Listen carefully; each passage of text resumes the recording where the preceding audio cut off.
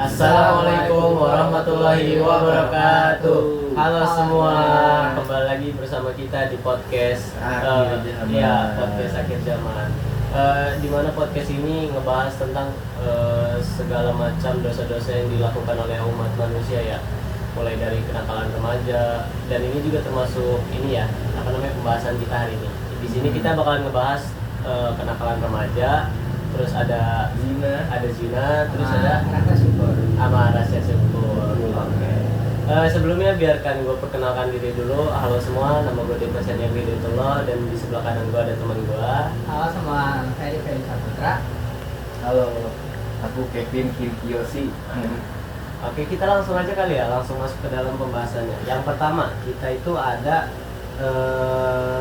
tema kenakalan remaja. Di sini kenakalan remaja itu banyak ya guys. Ada kayak berzina, terus tawuran, minum-minuman alkohol, terus ya masih banyak lah. Ya yang kita tahu akhir zaman ini memang banyak ya anak-anak remaja yang nakalnya itu berlebihan gitu. Seperti merugikan orang kayak tawuran, maling lah. Ya kalian tahu sendiri lah guys. Di sini juga gue mau pesen ya sama kalian semua, jaga diri baik-baik, jangan sampai terpengaruh lah sama yang pergaulan kayak gitu, karena pergaulan kayak gitu tuh cuman ngebawa kita ke neraka teman-teman. Jadi jaga diri baik-baik ya. Kita langsung aja masuk ke dalam materinya. Ada pertanyaan nggak dari teman-teman kita? Jelasin dulu aja, Jelasin dulu aja. Kan tadi jelasinnya udah kenakalan remaja. Nah, pengertian materinya kenakalan dulu remaja. Kenakalan remaja ya. Sebentar ya. Kita ini dulu. Kita kan Gen Z ya, Gen Z banget ya. Kita tuh harus beradaptasi dengan yang namanya internet juga. Jadi kita perlu searching tipis ya.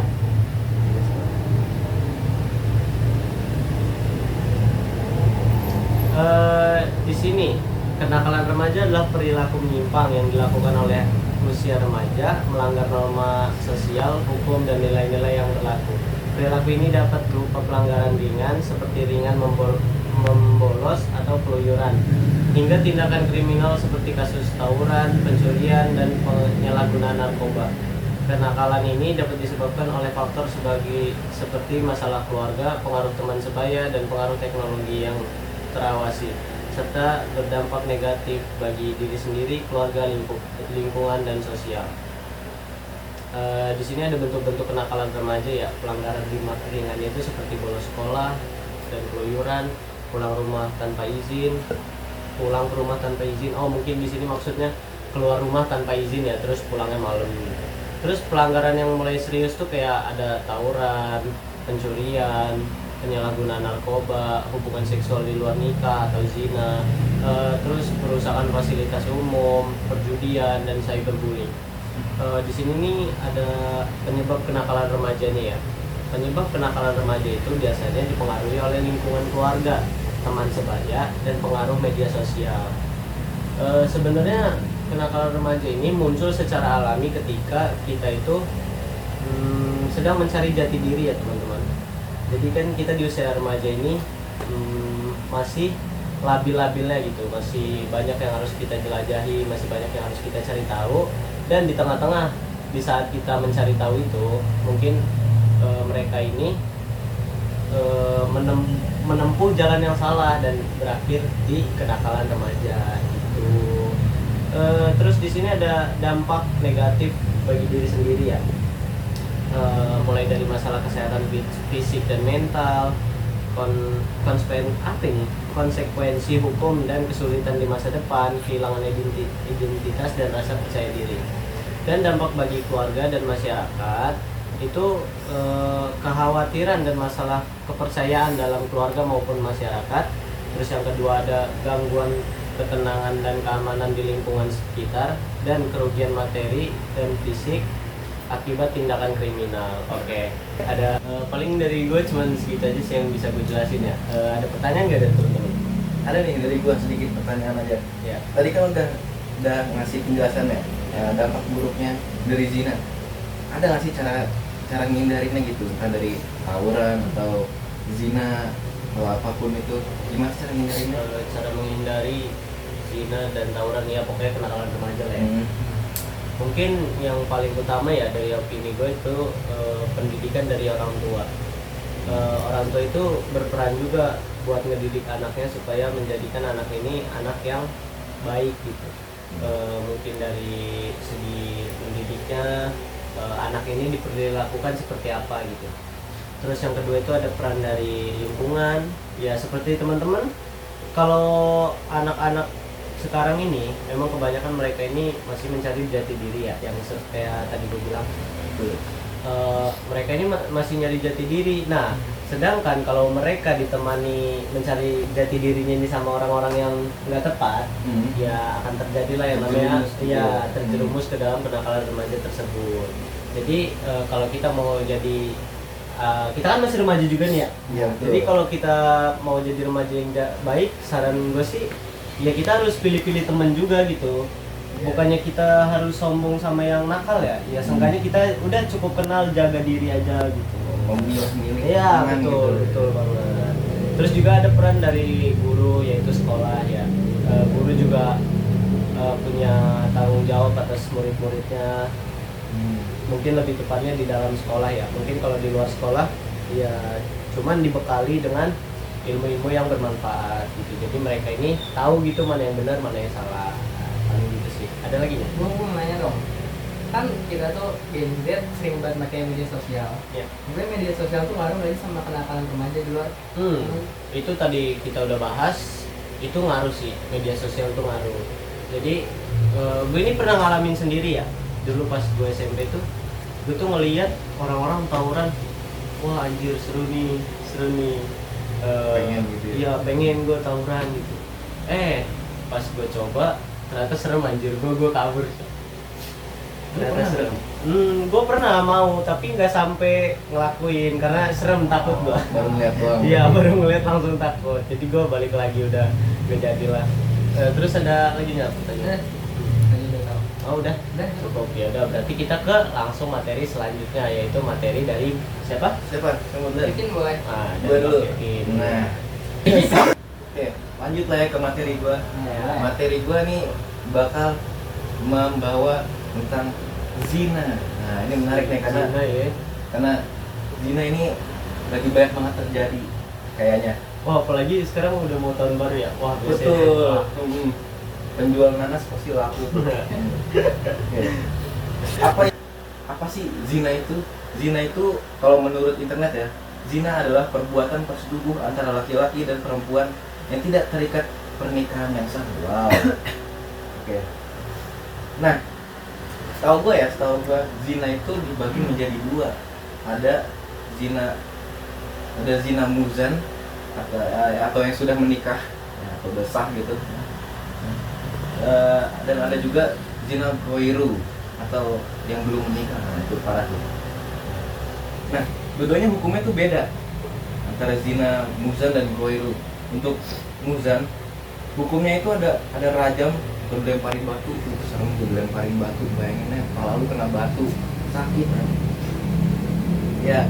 Dan untuk zina goiru itu hukumannya ada 100 kali cambuk dan pengasingan selama 1 tahun. Itu parah juga, tapi nggak separah muzan sih menurut gue. Nah, terus ada juga dampak buruknya. Untuk dampak buruknya ya udah jelas bisa merusak kehormatan diri dan keluarga, ya, jadi nggak dihormati sama orang. Terus bisa juga menimbulkan penyakit seperti AIDS, sifilis dan lain-lainnya yang bersangkutan dengan zina itu. Terus yang selanjutnya ada menghancurkan keturunan dan menyebabkan anak-anak tidak sah. Tuh, gitu. Selanjutnya ada juga menghilangkan keberkahan hidup. Jadi yang udah zina, apalagi yang belum nikah tuh nggak bakal berkah hidupnya. Nah, terus gimana sih cara menghindari perzinahan tersebut? Ini ada 5 cara menghindari zina. Yang pertama ada menjaga pandangan.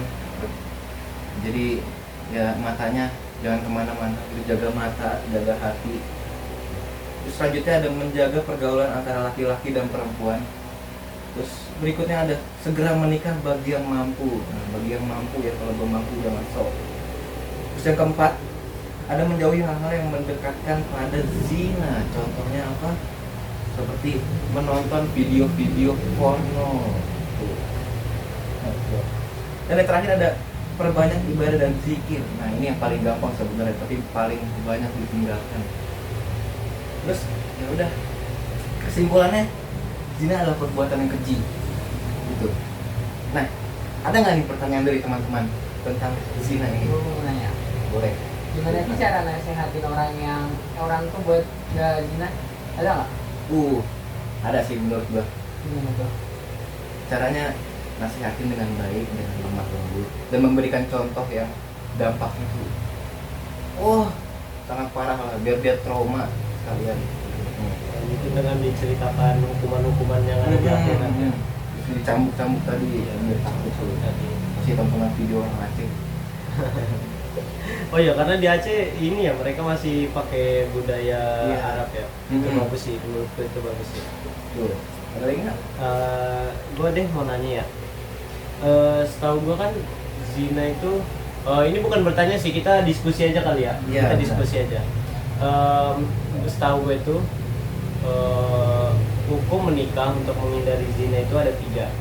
Yang pertama itu ada sunnah, ada wajib, ada haram.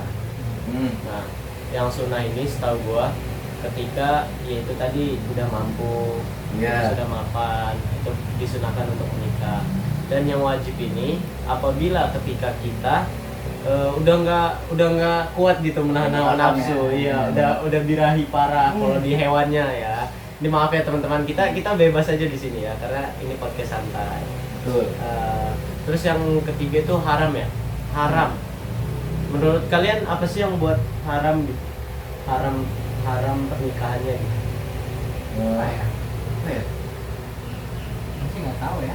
Gua sih, ya gue juga kurang tahu sih, gue kurang dalam tahu. Ya udah, berarti di sini menikah itu haram ketika ada berniat keburukan ketika setelah nikah gitu. Contoh, misalnya gue mau menikah sama satu perempuan, nah di dalam hati gue ada pikiran, wah habis menikah gue akan membunuh dia gitu. Itu bakalan jadi haram hukumnya nikahnya. Nah, terus ada apa aja tadi? Coba mau ada yang ulangin nggak? Apa tuh? Mana tuh? Yang hukum-hukum nikah. Yang pertama ada hukum sunnah. Terus Haram. ada haram, Hmm. ada wajib. Hmm. Sunnah ini kenapa? Sunnahnya Ketika Oh, kita sudah mampu. ya, ketika kita sudah Oh, mampu. ya. Terus yang haram ini ketika kita tidak jangan enggak, bukan itu yang wajib. Oh iya. Ya, itu yang wajib. Terus haram ini ketika ya, ada niat keburukan setelah menikah gitu. Terus yang wajib tadi Nggak bisa nahan Nggak bisa nahan. hawa. udah ini udah nggak kuat ya. Oke.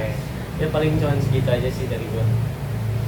Kita langsung lanjut ke materi selanjutnya kali ya, yaitu dari Abang Rifai, Ustadz Rifai, masya Allah. Nah, gue di sini pengen bawain materi tentang bersyukur kepada Allah.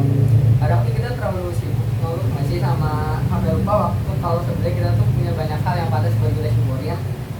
Kita sering fokus sama apa yang belum kita punya, padahal yang sudah Allah kasih itu luar biasa banyak. Coba deh kita pikir, setiap hari kita masih bisa bangun pagi, masih bisa lihat orang yang kita sayang, masih bisa makan, masih bisa ketawa. Itu semua nikmat dari Allah. Sering banget kita anggap biasa, padahal nggak semua orang punya kesempatan yang sama. Allah berfirman dalam surah Ibrahim ayat 7, jika kamu bersyukur, pasti aku akan menambah nikmat kepadamu. Artinya, semakin kita bersyukur, semakin Allah tambahkan kebaikan dalam hidup kita. Bersyukur itu bukan cuma bilang alhamdulillah, tapi juga nunjukin lewat sikap. Misalnya menjaga amanah, berbuat baik sama orang lain, dan gak sombong dengan apa yang kita punya. Kadang tuh kita merasa hidup ini berat, tapi kalau kita ubah cara pandang kita, ternyata selalu ada hal yang bisa disyukurin. Bahkan masalah pun bisa jadi pelajaran berharga dari Allah Subhanahu wa Ta'ala. Jadi mulai sekarang, kalau bisa kita tuh bersyukurin hal-hal kecil aja nggak apa-apa. Nanti kita terus bersyukur pada Allah, jangan lupa atas nikmatnya. Itu penjelasan dari gue sih. Ada yang mau bertanya? Dari gua dulu deh. Boleh. Tadi lu nyebutin gak sih gimana caranya bersyukur selain mengucap alhamdulillah? Oh belum. Oh belum ya? Kasih tahu dong. Ada gimana satu caranya. caranya. Salah satu cara itu sujud syukur. Gimana tuh maksudnya? Jadi kayak misalnya kita udah dapat hal yang kita mau, kita bisa maksain sujud syukur buat kayak berterima kasih kepada Allah, nggak cuma mengucap alhamdulillah gitu. Terus juga menurut gue ya, cara bersyukur itu banyak sih dengan misalnya kita kan sampai sekarang masih bisa napas nih, masih bisa sehat, alhamdulillah sehat walafiat. Nah, salah satu dengan cara bersyukur ini dengan cara sholat. Kita ini pakai nikmat kita ini untuk Hal yang baik iya lah. beribadah kepada Allah. Jadi kita juga mendapatkan nikmat ini dengan apa ya, sesuatu yang berkah gitu. Iya. Masya Allah. Nah, ada tambahan nggak dari yang lain? Atau ada yang mau didiskusikan, kita diskusi di sini gitu. Apa ya? Apa yang masih mau tentang dia? Tentang Iya, bebas aja karena kita kan udah ngebahas 3 materi nih. Ya. Atau dari teman-teman juga boleh ya, kalau ada yang mau tanya-tanya bisa langsung ke kolom komentar aja. Oh iya, ada nggak sih hadis atau dalil lu pilih salah satu lah yang lu tahu tentang materi lu bersyukur, ada nggak? Ada hadis dari riwayat Tirmidzi nomor 1954. Barang siapa tidak bersyukur kepada manusia, maka ia tidak bersyukur kepada Allah. Itu maknanya tuh bersyukur bukan hanya kepada Allah, tetapi juga kepada sesama manusia. Kalau kita tidak bisa menghargai kebaikan orang lain, berarti kita juga belum benar-benar tahu cara bersyukur kepada Allah. Terus selain itu tuh ada juga surat tentang bersyukur, itu ada di surah Ar-Rahman ayat 13. Bunyinya tuh Fadiyaya Rabbikuma tukadziban. Masya Allah. Artinya tuh, maka nikmat Tuhan mana lagi yang kau dustakan. Itu sih yang gue tahu. Oh, masya Allah, masya Allah, masya Allah. Ya, makasih ya, Ustaz Rifai. Ya, sama-sama. Oke, ada tambahan yang lain atau kita mau bahas materi yang lain? Ini sudah Gue udah sih. Oh, udah. cukup. Ya, mungkin cukup lah ya guys ya, segitu aja dari kita. Wabillahi taufiq wal hidayah. Wassalamualaikum warahmatullahi wabarakatuh. Dadah.